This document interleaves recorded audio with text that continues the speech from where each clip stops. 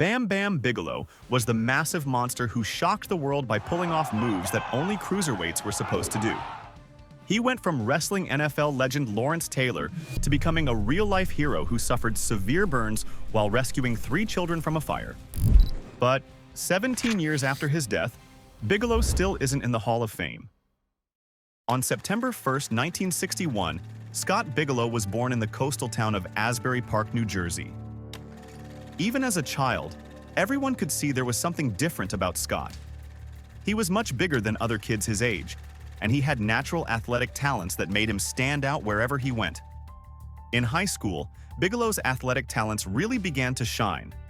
Although he wouldn't end up finishing school, he achieved something remarkable, earning varsity letters in both football and wrestling during just his sophomore year.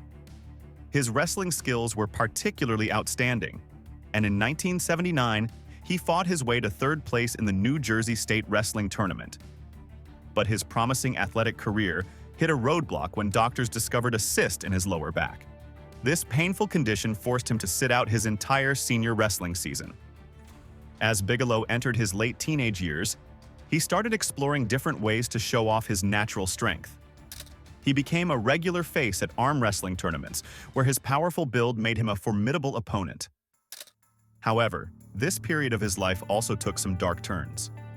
His teenage years were marked by numerous run-ins with the law, ranging from relatively minor incidents to serious offenses.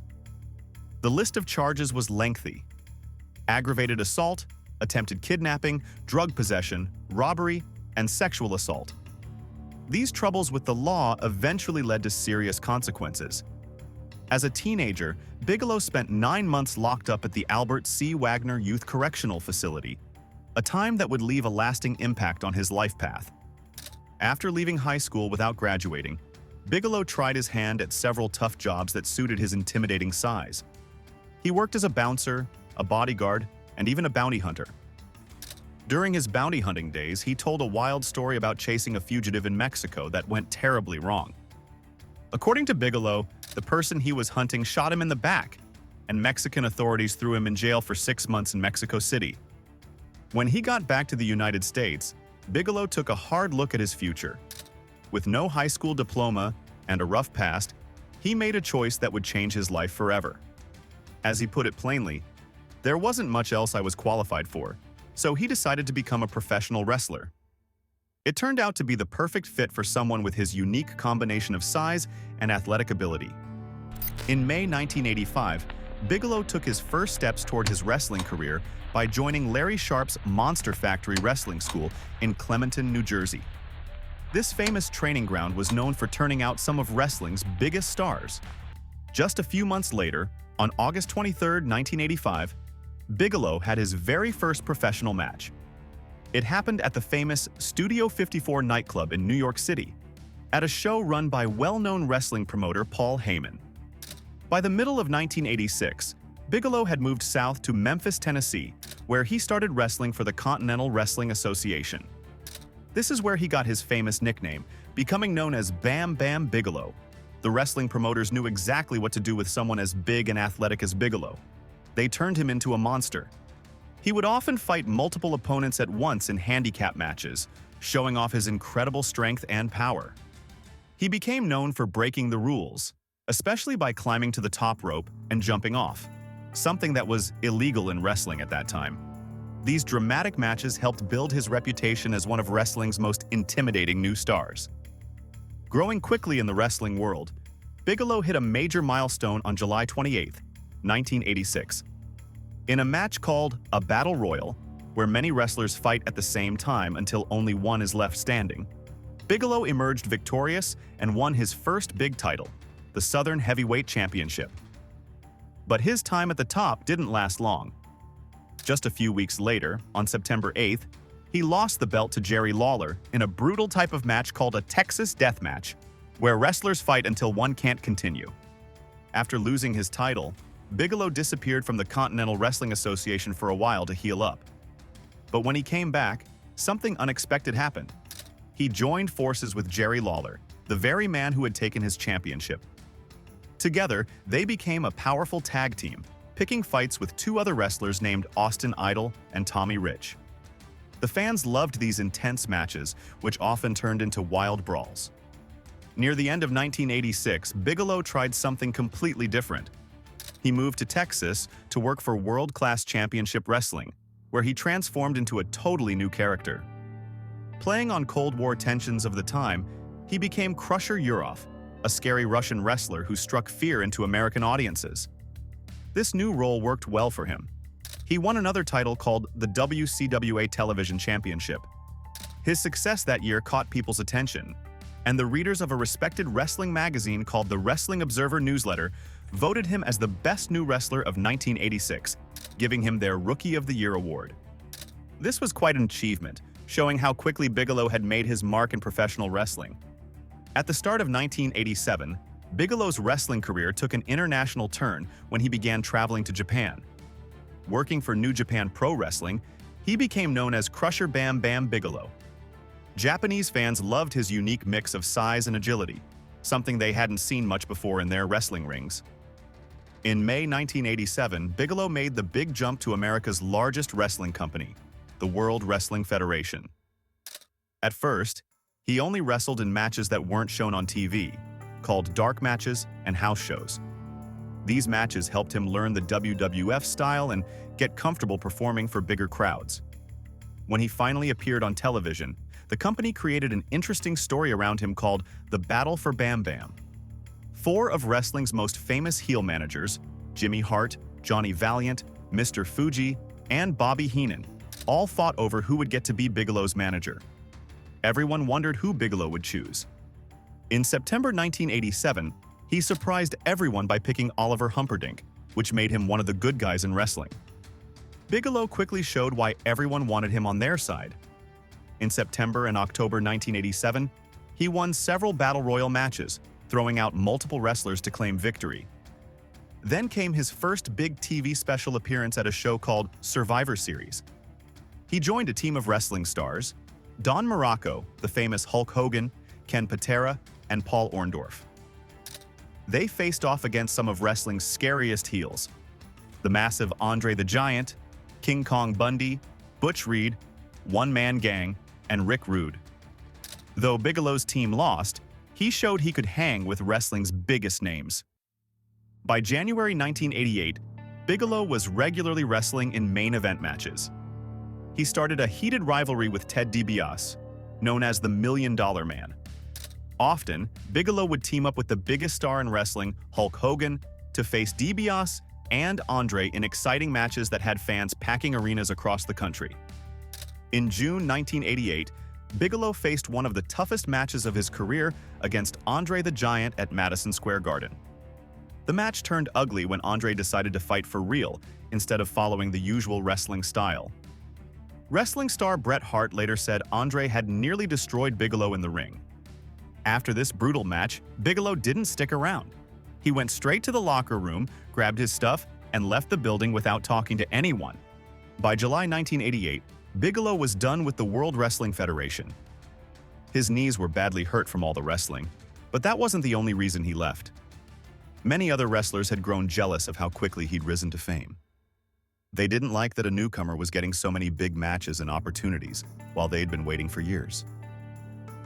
In September 1988, Bigelow showed up in a different wrestling company, Jim Crockett Promotions, which was about to change its name to World Championship Wrestling. His manager, Oliver Humperdinck, came with him to the new company. Bigelow quickly jumped into action by starting a fight with one of wrestling's most famous groups, the Four Horsemen. This led to a huge opportunity in November 1988, when he got to wrestle the group's leader, Ric Flair, for the NWA World Heavyweight Championship. The match happened at the Charlotte Coliseum, though it wasn't shown on TV. Even though Bigelow fought hard, he couldn't beat Flair for the title. In 1990, Bigelow's wrestling career took a different turn. Instead of appearing on major TV shows, he mostly wrestled at smaller local events called house shows. When he did show up on TV, it was usually on less important shows like NWA Power Hour and NWA Main Event. Things got more interesting when Bigelow joined forces with a scary group of wrestlers called the Sullivan Slaughterhouse. The group was led by Kevin Sullivan and included the Wild Cactus Jack. These three made a fearsome team, known for their rough and violent style of wrestling.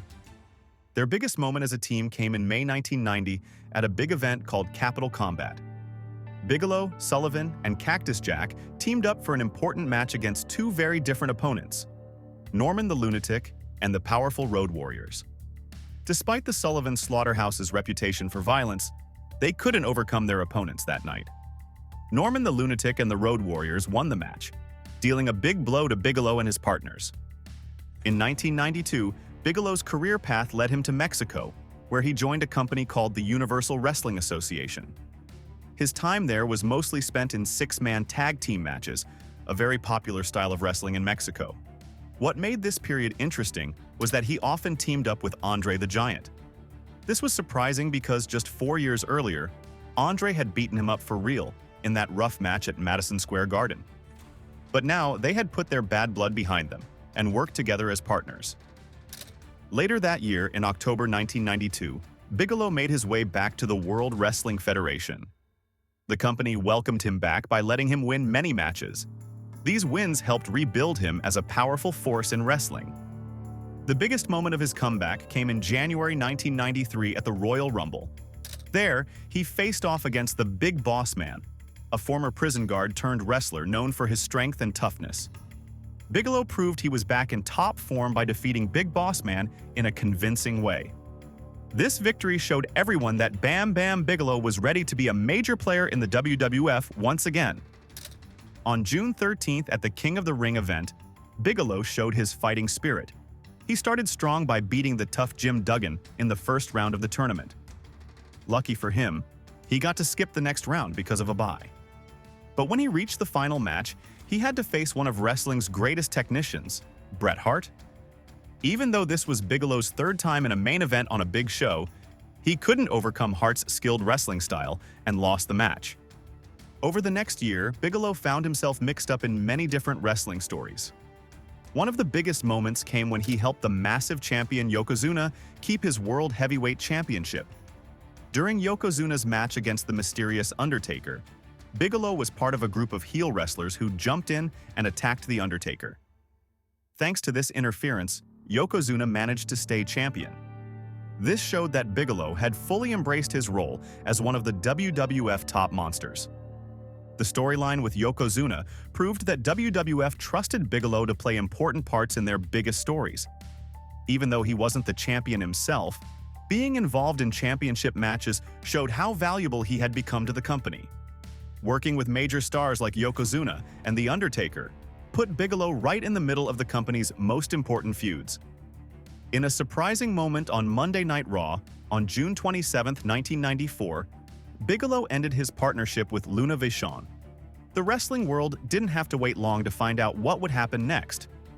Ted DiBiase, the $1 Million Man, announced he had bought Bigelow's contract.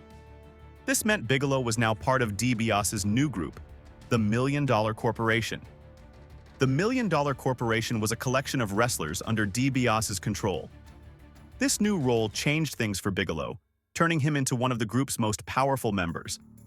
Instead of working alone, he now had powerful friends to help him in his matches. This move turned out to be good for Bigelow. At the big Survivor Series event that year, he led his $1 Million team to victory against a team called Guts and Glory. This win proved that joining DiBiase's group had put Bigelow back on the path to success.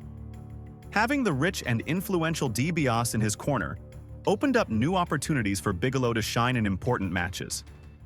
The WWF had big plans to make their biggest show of the year, WrestleMania 11, even more special. They reached out to Lawrence Taylor, a famous football player who had been an all-pro linebacker for the New York Giants. When Taylor said yes to wrestling a match, they picked Bigelow to be his opponent. This was huge. Bigelow would get to fight a real sports superstar. The story started at the Royal Rumble event where Taylor was watching the matches from a seat near the ring. That night, Bigelow lost a match to a much smaller wrestler called the 1-2-3 Kid. When Bigelow saw Taylor laughing at his loss, he got very angry. His pride hurt. Bigelow stomped over to where Taylor was sitting.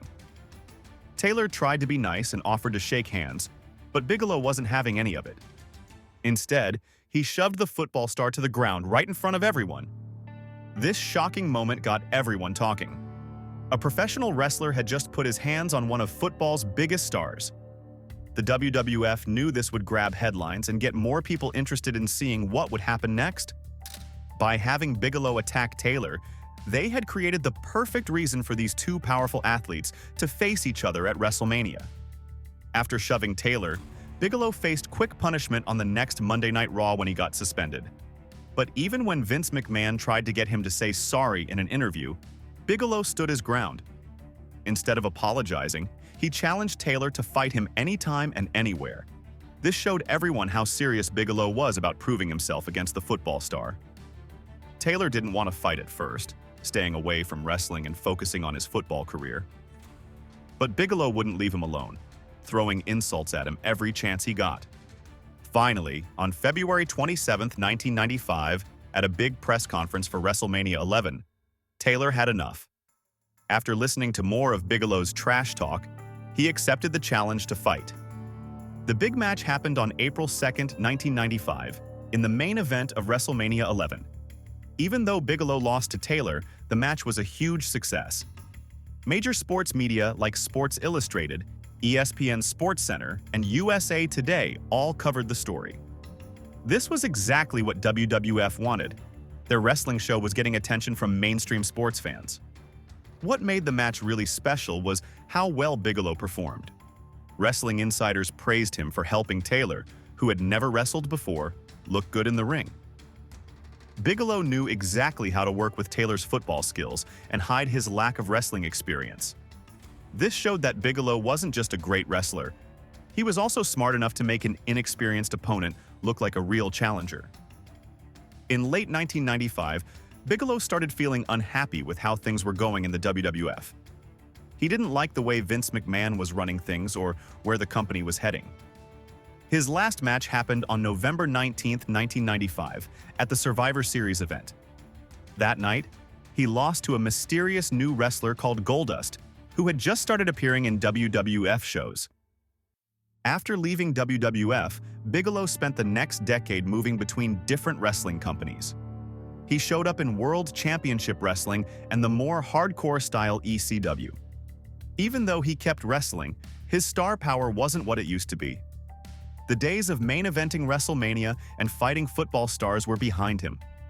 Year after year, Bigelow's career slowly went downhill. Despite being one of wrestling's most talented big men who could move like someone half his size, he never again reached the heights he had achieved in WWF. The man who once headlined major shows and grabbed mainstream sports headlines found himself wrestling in smaller venues for less money, showing how quickly fortunes can change in professional wrestling. During this time, a hidden battle was taking over Bigelow's life. He was fighting a serious addiction to OxyContin, a powerful prescription painkiller. Like many wrestlers who dealt with years of injuries, he had started taking pain medication to keep performing. But the medicine that was supposed to help him ended up becoming a major problem. His health got so bad that he couldn't work anymore and had to rely on Social Security disability benefits to survive. His body was breaking down with atherosclerosis, a condition where his arteries got harder and narrower. He also developed diabetes and fought ongoing infections that his body struggled to beat. His back, which had taken countless bumps in the wrestling ring over the years, was in terrible shape. He needed several surgeries to try to fix it, but these operations took their toll. The once towering Bigelow even lost 2 inches of height because of all his back problems. The combination of his addiction and health issues showed how the physical demands of professional wrestling could destroy someone's body and life long after they left the ring. The sad end came on January 19, 2007. Bigelow's girlfriend found him dead in their home in Hudson, Florida. He was only 45 years old. When doctors looked into why he died, they found a deadly mix of drugs in his system, cocaine and benzodiazepines at fatal levels. His heart problems from atherosclerosis also played a part. The medical examiner in Pasco Pinellas County ruled that his death was an accident, not suicide. This tragic ending was perhaps the final chapter in a life marked by both tremendous success and serious struggles. Despite his great talent in the ring, Bigelow's troubled past created problems that followed him throughout his life. His criminal record was serious. The charges included attempted kidnapping, sexual assault, and a particularly concerning incident of reckless driving that put a child in danger. These weren't minor offenses, and they likely made WWE hesitant about celebrating him publicly. Beyond his legal troubles, Bigelow wasn't afraid to speak his mind about wrestling's dark side. He openly talked about two subjects wrestling companies usually want to keep quiet: backstage politics and the industry's drug problems. He shared stories about how wrestlers would fight for positions, how some got pushed ahead of others because of politics, and the widespread use of drugs among wrestlers to deal with pain and maintain their schedules. By speaking openly about these sensitive topics, Bigelow might have made himself an uncomfortable choice for the Hall of Fame. For more deep dive stories of the 80s greatest heels, make sure to watch our King Kong Bundy video. Even though Bam Bigelow's life ended too soon, his great matches and fighting spirit will never be forgotten. If you enjoyed this video, please like and subscribe. Until next time.